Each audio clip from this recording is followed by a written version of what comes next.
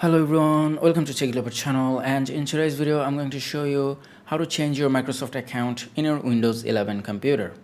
Now the first thing you have to do is click on Start and then click on your account name or username and then click on Change Account Settings. Now in here, as you can see, this is the Microsoft account that I'm currently using, and in order to change it, first I'm gonna have to sign in with a local account instead. So just scroll down a bit and then click on sign in with a local account instead and then click on next.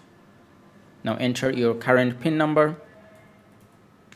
Now in here, just enter a username, new password, confirm the password, and a password hint. So I'm quickly gonna do that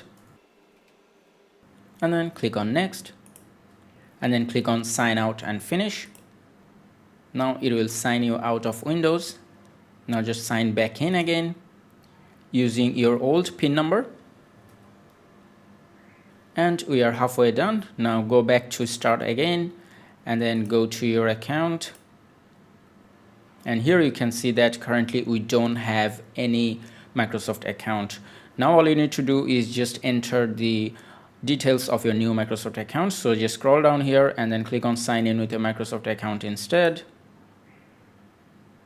Now enter your new Microsoft account and then click on next. Enter the password and then click on sign in. Now enter your current Windows password that you have just set and then click on next.